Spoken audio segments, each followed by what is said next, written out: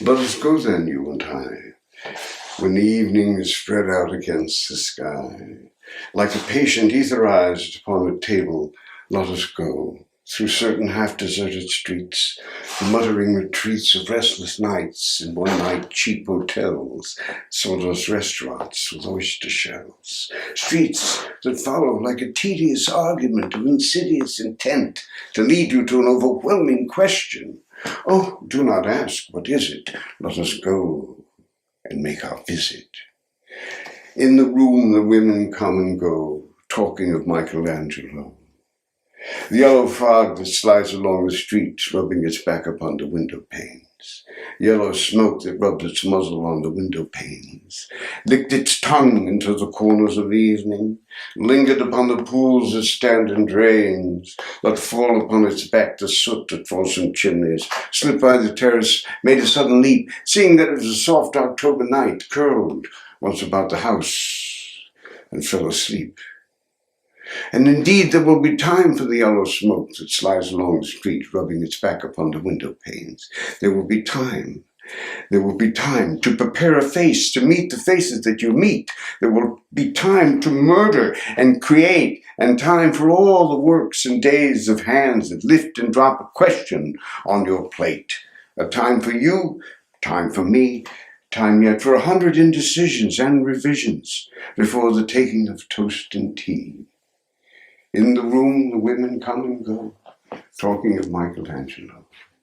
And indeed there will be time to wonder, do I dare?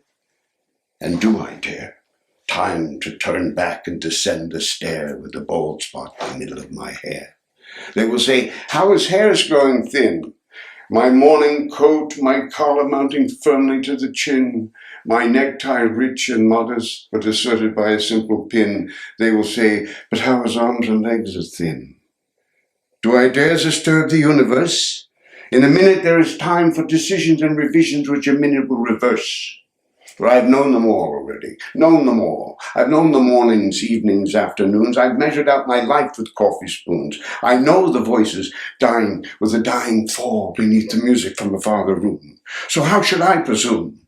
And I have known the eyes already, known them all. The eyes that fix you in a formulated phrase. And when I am formulated, falling on a pin, when I am pinned and wriggling on the wall, then how should I begin to spit out all the butt ends of my days and ways? And how should I presume? And I have known the arms already, known them all. Arms that are white and braceleted and bare, but in the lamplight downed with light brown hair. Is it perfume from a dress that makes me so digress? Arms that lie along a table or wrap about a shawl. And should I then presume? And how shall I begin? Shall I say, I have gone at dusk through narrow streets and watched the smoke that rises from the pipes of lonely men in shirt sleeves leaning out of windows? I should have been a pair of ragged claws scuttling across the floors of silent seas.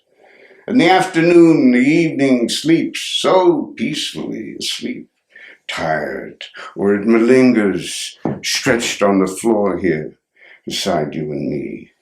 Should I, after tea and cakes and ices, have the strength to force the moment to its crisis? But though I have wept and fasted, wept and prayed, though I have seen my head grown slightly bald and brought in upon a platter, I am no prophet, and here is no great matter. I've seen the moment of my greatness flicker. I've seen the eternal footman hold my coat and snicker. And, in short, I was afraid. Would it have been worth it after all? Would it have been worthwhile?